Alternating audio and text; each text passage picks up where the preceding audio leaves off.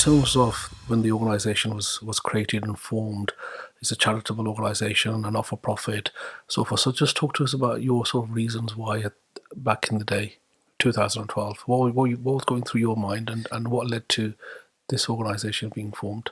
Yeah, so I think it goes back even further than Right. 2012 for me. So I left school in 1996, which will give you a little indication of my age. But I left school at after my GCSEs and only achieved a D in English and maths.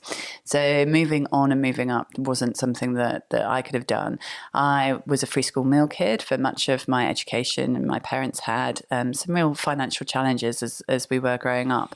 So I went to work very early. I was very motivated by work because of the money and the money that was important to us, and had a set of skills, I think, by the time I left school at 16 that allowed me to go into the world of work full time. I was pretty confident and I was able to kind of navigate that journey. Started in retail and then ended up in sales and marketing and had a pretty decent career. In fact, I bought my first house when I was 19 and that was because I'd had 4 or 5 years working history at that point. So I was able to navigate that world.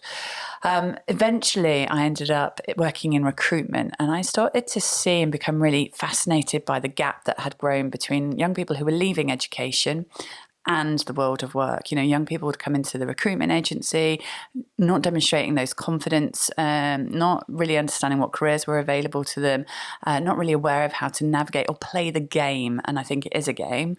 The game of getting employed is something that some of us know how to do well and some of us don't. And I was really fascinated by this gap that I was seeing between young people and employment then. And then eventually started volunteering in schools and colleges to learn more about that gap and became even more fascinated by what was happening in the school system and the world of work, as you can see, you know, at the front face of it when you're in recruitment. So I started volunteering and then ended up working for the local authority at the Connections offer that was... The Careers Advice. That's the Careers Advice and Guidance Service, that's right. So I started working for the Connections offer just before the general election and just after the crash of 2008. And of course, what happened to services like Connections and many, many other services was that the coalition government, through austerity measures, started axing and removing services like Connections.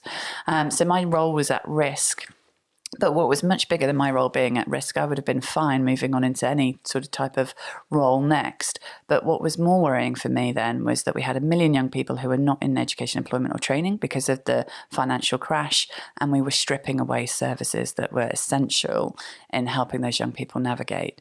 And I guess the thing that really struck me was that we were making decisions in Whitehall, in Westminster, about young people across the UK without really a reference point as to what they were living through, what their experiences were. And that fundamentally was kind of what drove me to wanting to represent those young people and ensure that they had a voice and a say in these issues that they were so affected by. Canny Conversation Podcast Series 5 by Safaraz Ali.